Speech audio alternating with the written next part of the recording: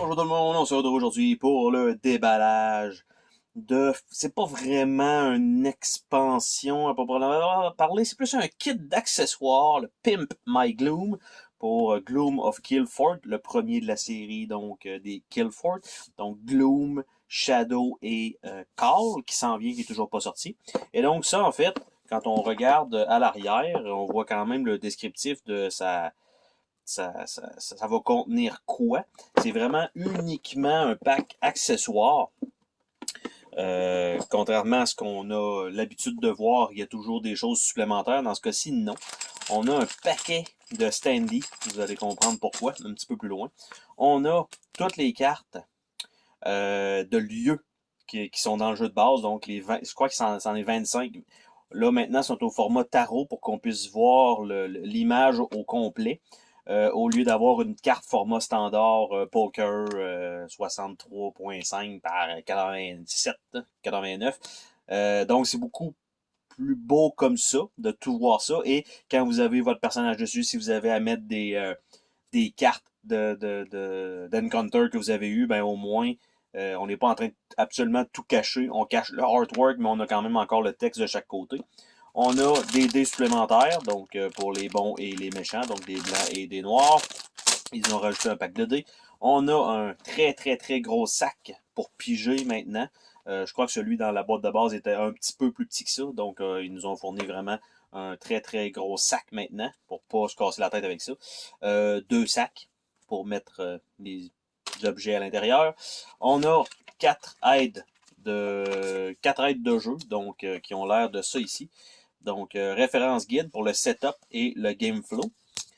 Et c'est un genre de petit pamphlet en trois comme ça. Donc, game flow avec le night, les actions, toutes les actions possibles. Et de l'autre côté, les deeds, les tests, les engagements, les rewards, les restrictions, les attributs avec un peu de trucs. Donc, ça, c'était pas fourni dans le jeu de base et c'est donc fourni dans le Pimp My Gloom. C'est toujours très pratique, malgré que on s'entend que ça, c'est le genre de truc que vous pouvez facilement imprimer, surtout sur Board Game Geek. C'est sûr qu'il y a des gens qui en ont préparé.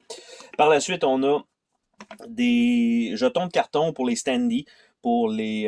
je me rappelle pas exactement comment ça s'appelle, les genres de méchants là, au bout de notre quête. Donc, ils ont fait des standees pour chacun des ennemis avec une petite série de jetons supplémentaires. On a aussi, normalement dans le jeu de base, ce sont des standees, mais qui fonctionnent avec la classe et non pas la race, ou la race et non pas la classe de personnage. Et là, ils ont décidé de nous envoyer donc l'alternative de chacun. Donc, vous avez maintenant accès avec le Pimp My Gloom de choisir, parce que vous allez avoir une race, vous allez avoir aussi une classe, et en fait, dans les deux cas, vous devez choisir un ou l'autre. Avant, c'était simplement un qui était disponible, mais maintenant, vous pouvez choisir quelle image que vous voulez entre les deux. Évidemment, c'est superbement illustré. Bien sûr, c'est le même punch de l'autre côté. Et l'autre feuille, les images sont super belles. Évidemment, c'est voilà le artwork de qualité, les bons jetons de qualité encore une fois. Quand même, je dirais ce genre de pack-là, relativement dispendieux pour ce que c'est. On parle de peut-être quoi, le tiers, mettons le quart peut-être du prix du jeu de base, donc c'est quand même assez dispendieux. On va quand même regarder les lieux ensemble. Pour ceux peut-être qui n'ont pas vu le jeu de base, et il n'y avait pas de déballage ici sur la chaîne du jeu de base de Gloom. Éventuellement, il va y avoir le Shadow qui devrait arriver et le Call of Killfort. Donc ici, ben, nous avons les lieux et j'allais dire recto verso, oui, mais on voit ici, il n'y a rien de particulier. Et de l'autre côté, il y a un malus. Donc, on a quand même, vous voyez la qualité des images. En fait, ça, ce sont tous des endroits que vous pouvez visiter dans le jeu. Ça va faire une grid de 5 par 5. Donc, la seule chose qui est toujours la même affaire, c'est la ville de départ qui est normalement au centre. Et le reste est simplement mélangé et placé aléatoirement pour faire une grid. Donc là, je suis du côté toujours avec le malus ou avec des actions possibles. Donc, encore une fois, c'est des super belles images, très évocatrices au moins de où on est. Parce qu'on s'entend que la série des Kill Fort, c'est, je veux dire, pratiquement un jeu de cartes. C'est beaucoup avec des termes qui sont à retrouver sur des cartes, qui vous permet d'abaisser l'armure des ennemis ou d'assurer un succès automatique sur des encounters si vous avez par exemple dans votre deck telle ou telle carte avec tel mot-clé. C'est un peu ça le système. Et ça, c'était la carte de départ. Et de l'autre côté, ok, donc il y a du texte aussi. Donc il y a c'est quand même clean. C'est d'un côté, ça a l'air beaucoup plus ouvert, et de l'autre côté, c'est quand ça devient en gloom, donc un peu plus foncé.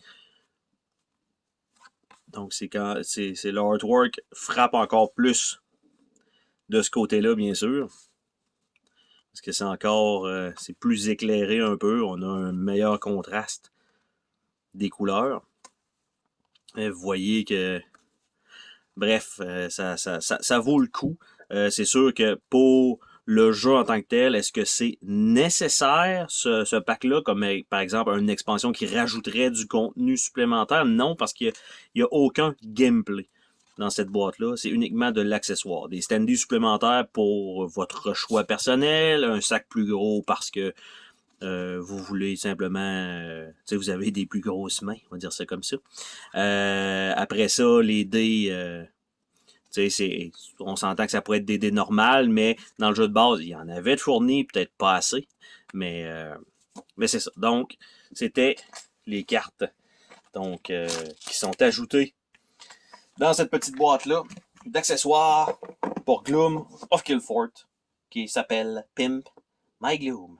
Sur ce, on se dit à la prochaine pour une autre vidéo. Salut tout le monde!